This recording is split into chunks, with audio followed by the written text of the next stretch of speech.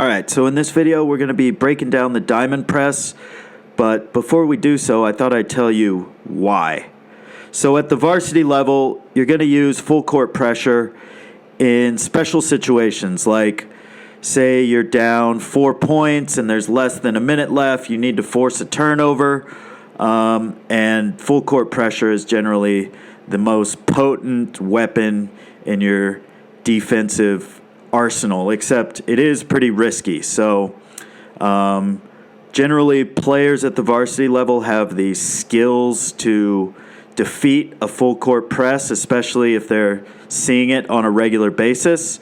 However, at the lower levels, JV and level 3, players at that level don't always have the skills and basketball IQ to overcome full court pressure, so it's a more effective strategy down at the lower levels. But I like to use the diamond press for level 3 especially because it teaches my players to play hard and it gives every player the opportunity to contribute to the overall success of the team. So what I mean is shooting and ball handling can take years of development for most players, as to where being effective in a full court defense just requires discipline and effort.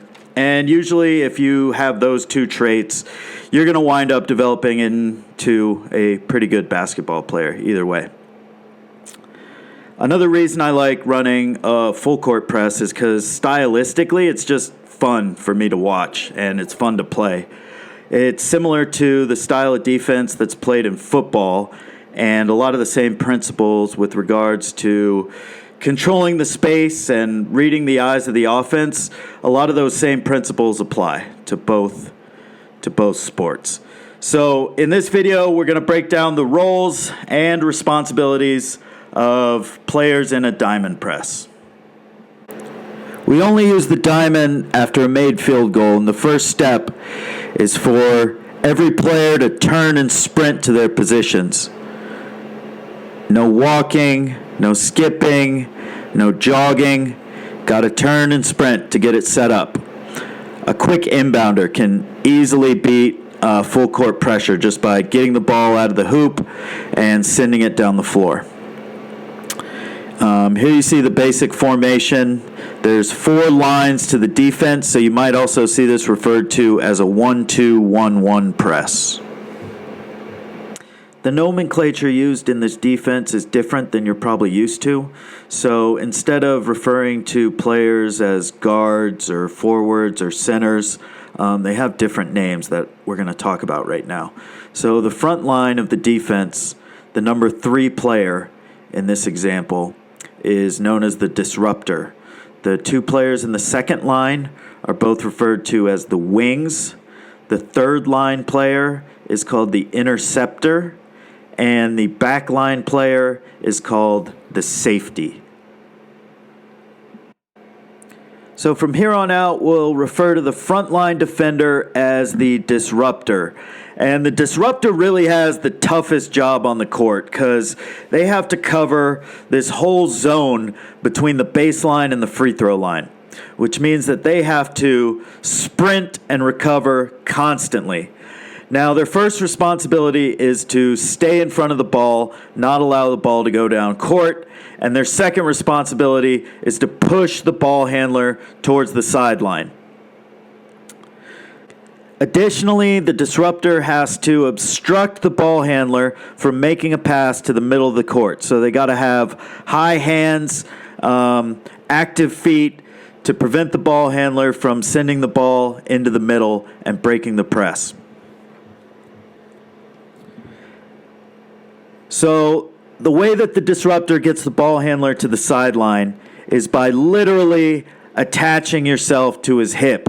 Now, it's a delicate art to do this without fouling, but the success of the full court pressure really depends on being able to send this ball handler towards the sideline where we can trap him.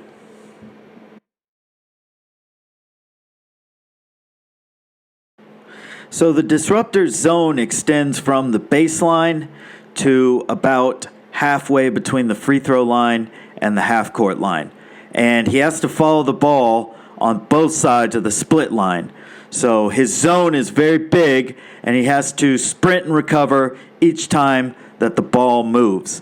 So as you can see, no matter what side of the court the ball winds up at, the disruptor has to follow the ball in this zone right here.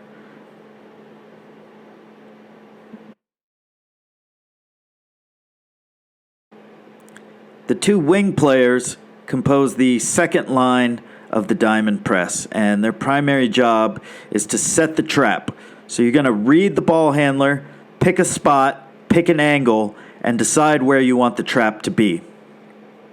So as the wing, you have two advantages over the ball handler. One, you don't have to dribble a basketball, and two, you get to pick the spot where you're going to set the trap. So you work together with the disruptor to push that ball handler into the first trap. So pick the spot and get to the spot before the ball handler. If the ball handler beats you to the trap, then he's up court and the press is broken. So you have to get to the spot before the ball handler and cut off the sideline.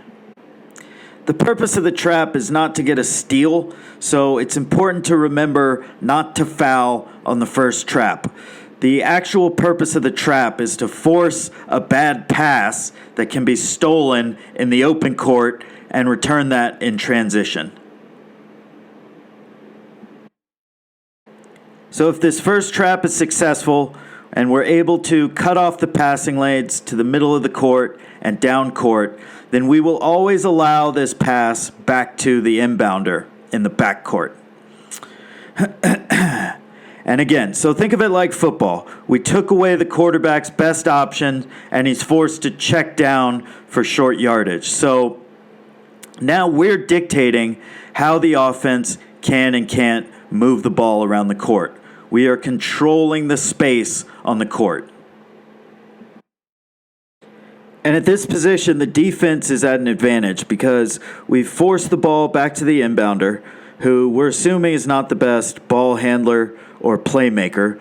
We've cut off all the passing lanes, so now it's up to one player to break this pressure, and we get to dictate the terms. So most likely what we're going to decide to do is set up another trap around the half-court line and use the disruptor to guide the ball handler into the next trap. So again, the disruptor has to sprint and recover to set trap number 2, which will be right around the half-court line. Next, we're going to talk about cutting off the passing lanes. So here, I want you guys to watch the weak side wing and how they have to rotate over when the first trap is set in order to take away the pass to the middle. So it's the weak side wing, that number 2 player, who's guarding the pass to the middle of the court.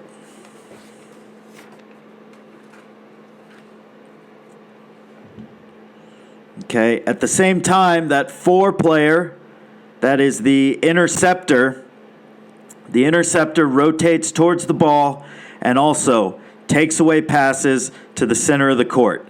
So any pass that's sent over the trap has a high probability of being stolen and potentially returned for a layup. The interceptor, the 4-man in this example, is responsible for preventing the pass to the middle of the floor and for preventing the pass down the sideline. To cover this much ground, the interceptor has to hedge. So that's a defensive technique where you kind of bounce around on your toes and cover as much space as possible.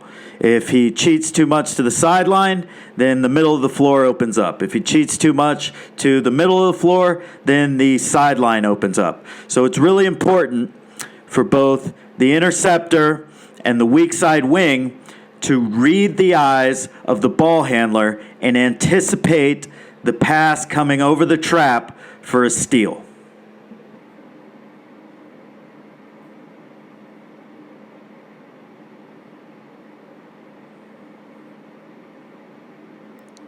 All right, let's look at an example.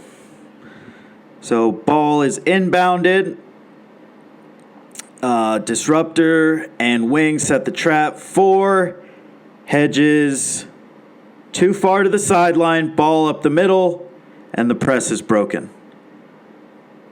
Okay, ball comes in, disruptor and wing set the trap. 4 reads the ball handler, intercepts the pass, return for a score.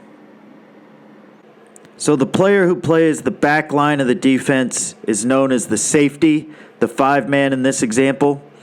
And his position depends on how far back the furthest player on the offense is. So he's just going to stay parallel to the furthest player and take an angle where he's able to protect the rim. So stay deep and guard the rim against layups. We do not want to give away layups in the press. So the last thing we're going to cover in this video are the trap zones. So these color-coded boxes that are going to pop up on the screen represent the areas of the floor where you're responsible for setting a trap for each respective player. So at this point, we should also probably talk about what makes a good trap and how do we set a trap. So you start out with a good controlled closeout, meaning that you initiate the trap similar to the way that you would close out on a shooter. So you're going to chop your feet, you control your motion so that you don't wind up fouling the ball handler. As you're closing out, you should have high hands, active hands. Remember, you have to control space. So that means you have to take away passing lanes using your hands, your arms, your legs, your feet, anything you can use to control the space, control the court. That's what you want to do. And finally, and maybe the most important thing, is the purpose of the trap is not to steal the ball. So I don't want you reaching in and fouling on the traps. Different officials will officiate differently with regards to traps, and you never really know what you're going to get. So it's really important that you have some discipline on your traps, and you're not reaching in and you're not fouling. We like to say you don't reach for the ball unless you can get 2 hands on it. And if you can get 2 hands on the ball, then it's okay to go ahead and go for that steal. But okay, so I hope that was a good introduction to the diamond press, but now it is your job to learn it, love it, live it. Go Lobos.